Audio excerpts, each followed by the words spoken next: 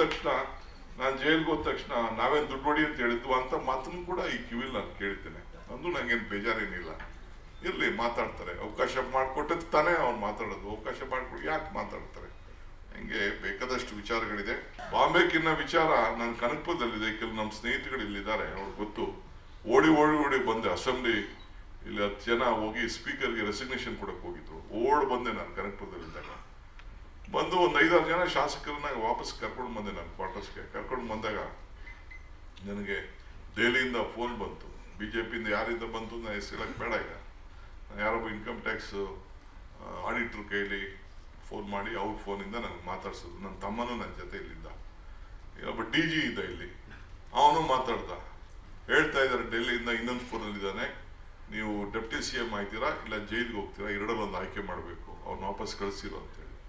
So ನಾನು ನನ್ನ ತಮ್ಮ ಇದ್ದು ಏನು ಮಾಡ್ತೀರಿ, ಪಕ್ಷದ ನಿಷ್ಠೆ. ಭಾಳ ಚಿಕ್ಕ ವಯಸ್ಸಿನಲ್ಲೇ ರಾಜೀವ್ ಗಾಂಧಿ ಅವರು ನನ್ನನ್ನು ಒಂದು ಅಸೆಂಬ್ಲಿ ಟಿಕೆಟ್ ಕೊಟ್ಟಿದ್ರು, ಮಂತ್ರಿ ಮಾಡಿದ್ರು, ಬಂಗಾರಪ್ಪ ನನಗೆ ಸಹಕಾರ ಮಾಡಿದ್ರು, ಇಲ್ಲಿವರೆಗೂ ಬೆಳ್ಕೊಂಡು ಬಂದಿದ್ದೀನಿ. ನಾನು prefer a jail than becoming a deputy chief minister ಅಂತ ಹೇಳಿ ಸೊ ಅವತ್ತು ಆಗ್ಬೋದಾಗಿತ್ತು. ಇನ್ನೇನೇನು ಆಗ್ತಿತ್ತೋ ರಾಜಕೀಯ ಗೊತ್ತಿಲ್ಲ. ನಾನು ನಮ್ಮದಂಥ ಪಕ್ಷದ ಕಾರ್ಯಕರ್ತರು, ಸಿದ್ಧಾಂತ, ಬೆಳೆದುವಂಥ ಆದಿ, ಇವೆಲ್ಲ ಕೂಡ ನೀವು ಹೇಳ್ದಂಗೆ ಜಾತ್ಯತೀತ ತತ್ವ, ಇವನ್ನೆಲ್ಲ ಕೂಡ ಇವತ್ತು ಮಾಡ್ಕೊಂಡು ಬಂತು.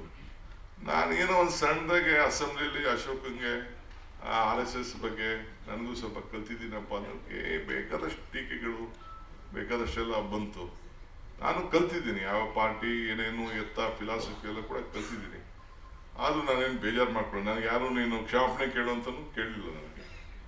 ಆದರೂ ಕೂಡ ನಾನು ಬೇರೆಯವರು, ನನ್ನಿಂದ ನನಗೆ ಅನೇಕ ಕಾರ್ಯಕರ್ತರು ನಮ್ಮನ್ನು ನಂಬ್ಕೊಂಡಿದ್ದಾರೆ, ನಮ್ಮ ಮೇಲೆ ವಿಶ್ವಾಸ ಇಟ್ಕೊಂಡಿದ್ದಾರೆ. ಅವ್ರಿಗೆ ಯಾವುದು ಬೇಡ ಅಂತ ಹೇಳಿ ನಾನು ಈ ಸಂದರ್ಭದಲ್ಲಿ ನಾನು ಮಾತಾಡಕ್ಕೆ ಹೋಗಲಿಲ್ಲ.